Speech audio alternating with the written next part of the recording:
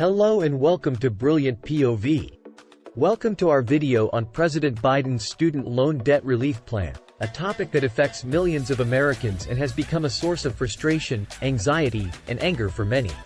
The staggering amount of $1.7 trillion in student loan debt has trapped individuals in a cycle of debt, delaying their dreams of buying a home, starting a family, or pursuing their passions. But hope is on the horizon with President Biden's plan to cancel $10,000 in federal student loan debt per borrower and expand income-driven repayment plans. The plan is not just about providing relief, but also about promoting equity and fairness, investing in HBCUs and MSIs, and ensuring that future generations have access to affordable education. Yet, not everyone is on board with the plan, as some argue it is unfair to those who have already paid off their loans and that taxpayers should not bear the cost. Join us as we delve into both sides of this heated debate and explore the potential impact of President Biden's student loan debt relief plan. The pro side. Student loan debt statistics. As of 2021, approximately 45 million Americans owe a total of $1.7 trillion in student loan debt. The average student loan debt per borrower is $39,000. This debt burden can have significant long-term consequences for borrowers, including delaying important life milestones such as buying a home, starting a family, or saving for retirement. $10,000 in student loan debt cancellation. Under Biden's plan, $10,000 in federal student loan debt per borrower would be canceled. This would provide relief to an estimated 15 million borrowers and could help to reduce their monthly loan payments or even eliminate them altogether. The cost of this measure is estimated to be approximately $373 billion. HBCUs and MSIs. Biden's plan also seeks to invest $70 billion in historically black colleges and universities, HBCUs, and minority-serving institutions, MSIs. These institutions have historically been underfunded and face significant challenges in serving low-income and minority students. The funding would be used to address infrastructure needs, improve academic programs, and reduce the cost of attendance for students. Income-driven repayment plans. The plan proposes to expand income-driven repayment plans, which currently allow borrowers to make loan payments based on their income and family size. The proposal would cap payments at 5% of a borrower's discretionary income and forgive any remaining debt after 20 years of payments. This could provide significant relief to borrowers who are struggling to make their monthly payments.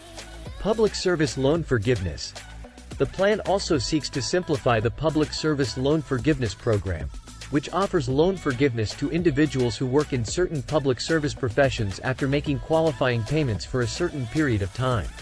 Currently, the program has been difficult to navigate and has faced criticism for its high rejection rates. Simplifying the program could make it more accessible to borrowers who are working in public service jobs.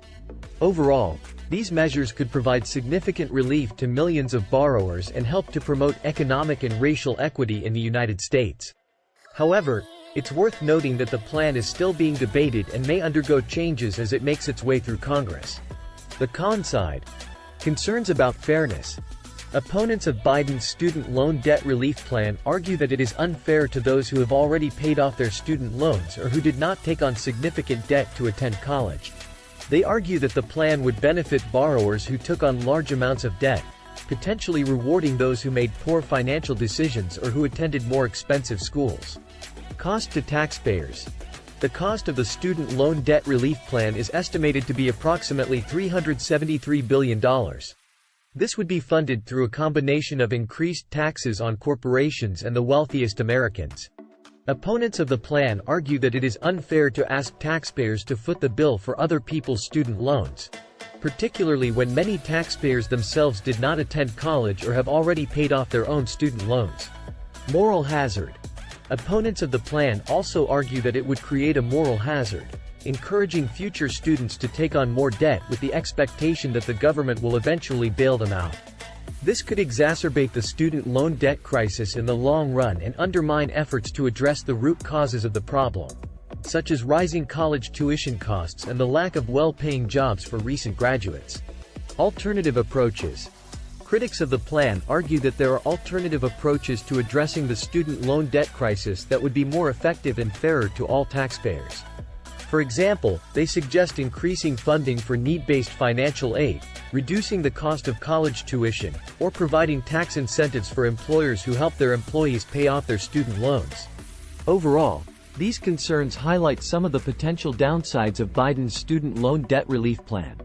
While the plan may provide immediate relief to millions of borrowers, there are valid concerns about its fairness and the long-term impact on the economy and the education system. Thanks for watching. Please subscribe.